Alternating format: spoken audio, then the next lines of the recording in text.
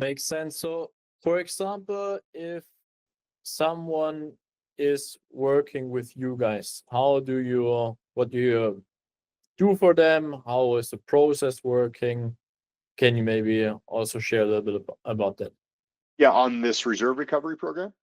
Yeah, exactly. When someone is coming to you guys and Mhm. this person is having like 50K, 100K, 200K on Stripe, for example, blocked, how Mhm. do you actually like help them to get it back? I mean, you already told a little bit about like going over the website and so on, but maybe you can go a little bit more into detail there. Yeah, so kind of like the real step-by-step process here is we want to have a call first, right? There's some cases that we can't take, just to be transparent here. We can take most cases, but there's fraud or something involved. It's hard for us to really justify taking those cases. So we'll do a case evaluation, and then from there they'll submit like kind of like an intake form, which will at least give us a better analysis in terms of like what our win percentage would be, and what we feel in the case. It just gives us some more confidence there, and then we'll provide a proposal based on that. It's going to be a fair proposal based on the work, and then just give you like a success kind of gauge in terms of like what we feel based on the data that we have. Sometimes the data changes while like as we're working with these people, and I'm like, well, we didn't know that, so now it's kind of changed our success gauge here. And then from the proposal, once that's signed, um, usually our goal is to like get things done within a couple weeks. Now, once you sign, there's a little bit of a homework assignment for the merchant. There's a type form that they'll need to fill out. It takes about an hour, hour and a half. It's really detailed business information that we're asking. Talks about go to market, entity, set up forecasting, reason for chargebacks, customer service teams, employee count, operational kind of like steps, like once a refund happens. So we're like really digging into the business here. Like we're going, and a lot of times we see they don't have these. So like we're kind of helping them, like saying, okay, here's what you need to do in this scenario. Here's what you need to do here. So we're actually helping their business just be better operationally, right? And then we build out this assessment in a very clear format, because you got to think, when funds are held, a human being is going to make the decision here and whether to release the funds.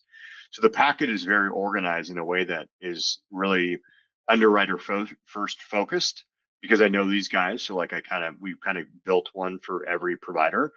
So it'll go over all the order details, entity details, their supplier agreement, and then the supplier agreement should have certain language in there. So we'll like update the language, like we'll go through all of this, and then we'll appraise it and say, okay, based on our review, you have 100 grand stuck. We believe 75 should be back to the merchant, but we'll tell the merchant and say, hey, 25,000 should be held, and here's why: because the chargeback exposure window is 6 months. So like we're very logical here. We're not saying we're getting all your money out, and typically we don't get all of the money out unless it's like Stripes held it for 6 months and then they just ignored everything, right? That's different, right? But like a lot of cases, we get a good percentage out, but there needs to be funds held. It's just part of the game. Like there needs to be risk that's hedged on the payment processor side.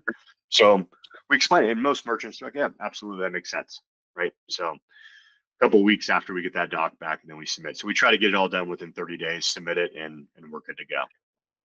One more question of the Mm-hmm. podcast is, with this fund release, do you focus there on the US? So if I use US Stripe, US Shopify payments, and so on, US PayPal, or also if I use something in Europe? Oh, it's everywhere. Mm-hmm. Everywhere. Okay. Yeah, Air Wallets too. We've been getting a lot more clients that they weren't boarded with us. Like we have direct boarding at Air Wallets, so they're pretty friendly with us and favorable. Like we have compliance teams over there too. We've Mm. been seeing a lot of Air Wallets ones lately, but we can help out with those too. Do you see that Airwallex is in general like blocking less times the accounts of people and is more easygoing in comparison to Stripe and Shopify payments, or from your like experience, is it same? How would you rate Air that? Wallets is, in my opinion, significantly better. But what you see though, you kind of follow the money, I would say, with these guys.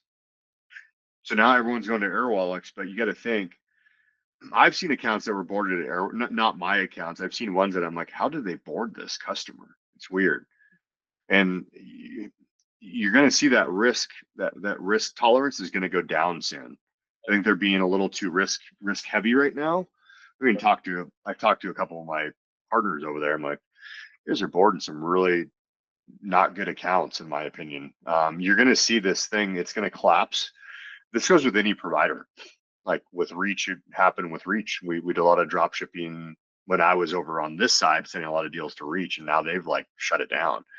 So, you can't just open the floodgates. You got, that's where we kind of vet these guys out too. And like, it's like, if they're a good business, like we want them in our portfolio, and we kind of keep out the bad actors to a degree. Or we help them out. I shouldn't say they're bad actors. They're just green. They're immature. They need a lot of coaching, a lot of guidance, and we're fine with that. As long as they're taking that coaching, right? So, but I see the pendulum's probably going to move around here a little bit with some of these. It's going to get harder for payment processing, in my opinion, in general. Yeah, I mean, I think it's not just in payment processing like that. It's in every scenario. Even if you compare it to Dubai, first they open the borders for everyone, and then they introduce taxes and more bureaucracy and so on. So I think it's always like the beginning phase to attract most people, and then they become more and more strict, basically. Yep, 100%.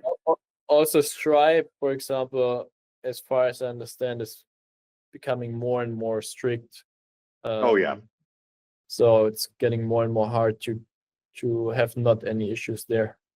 Oh yeah. They're going for IPO as well, so that's a big. And they've been really de-risking their portfolio to really clean that out, because they don't want to have all this like high risk. And it's not just drop shipping; it's just high risk in general. They were doing like prop trading.